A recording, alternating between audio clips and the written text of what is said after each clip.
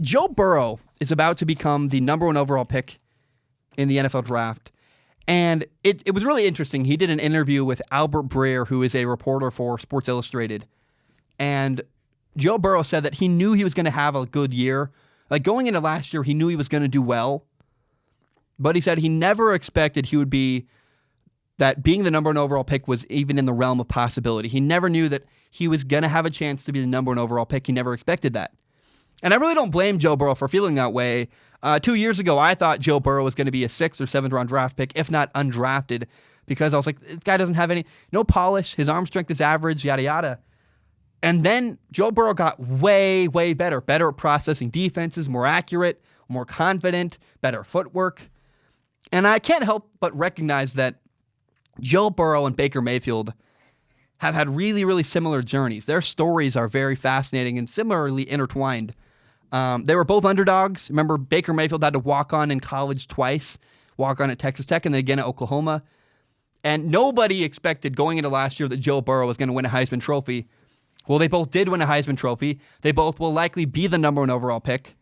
But I believe that Joe Burrow is going to be able to handle the journey better than Baker Mayfield did. I don't think people understand. I think people really don't get how hard it is to shift your perspective from an underdog to a front runner.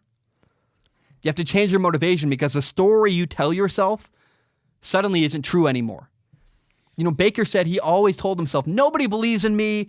And for a while, he was right. When he was a walk-on at Texas Tech, nobody believed in him. When he was a walk-on at Oklahoma, nobody thought he was like, who's Baker Mayfield? He's not going to win a Heisman Trophy. Then he won the Heisman Trophy. Then he became the number one overall pick. Then he had an exciting rookie year. And then Baker Mayfield's team traded for Odell Beckham Jr. Suddenly out of nowhere, going to his second year last year, Baker Mayfield had expectations on him. People were like, Baker's going to be maybe an MVP candidate. And when people suddenly are betting on you to succeed, it can screw with your head when you're not used to it. I've dealt with this twice in my life. In high school, I had a coach who told me I was too small. I'd never play in college. So what I did is I transferred high schools to a different school where I had a chance to play. I balled out. I broke records there. We made it to the playoffs. I won more games in my first year at my second high school than I ever had my entire life playing football before that. And I made it to college. And when I got to college, I had a problem because for 2 years, my whole mental paradigm, everything I'd been telling myself is, screw that coach. You're going to make it to college to prove him wrong. He can, screw that guy.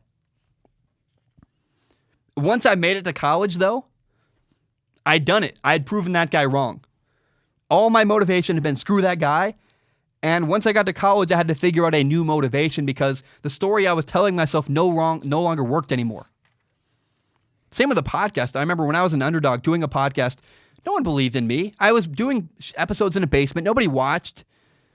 And when I had to tell myself like a different story, when I got to 100,000 subscribers and suddenly people were watching, the story I was telling myself wasn't true anymore. I kept telling myself, nobody believes in me. Nobody wants to listen to your show. You got to keep working. You got to do this. And my underdog story wasn't quite accurate anymore. Success can screw with your head a little bit. And I believe Joe Burrow is going to go through a little bit of something similar where he's going to have to learn how to adjust his mindset. But I think Joe Burrow is going to handle it a little bit better than Baker. When Baker was a front runner, he struggled.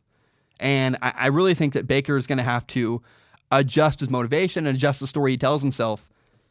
Now, Joe Burrow, for the first time in a while, is going to have expectations on him. He's going to be a number one overall pick. He's a Heisman Trophy winner. People expect Joe Burrow to be great. He's going to have to adjust the story he tells himself and adjust his motivation. And I think he's going to be able to do it. And I think he'll be able to handle that journey a lot better than Baker Mayfield did in his second year in Cleveland with the Cleveland Browns. Well, God. Why does Ohio have two teams that both start with C? That's difficult for me.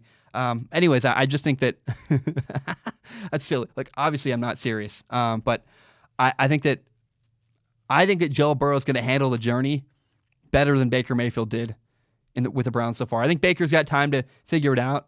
But we saw Baker stumble in year 2. I think part of that was what he was telling himself. That story, the motivation wasn't quite there. It wasn't quite right. And he had to right the ship. And I think Joe Burrow is going to go through a similar thing, but he can handle it better. In case you don't know, Strong Opinion Sports is not just a YouTube channel. It is also a full audio podcast. You can find it on Spotify, on iTunes, on Google Play, pretty much everywhere you find podcasts. And if you like podcasts, please do me a huge favor and give it a listen.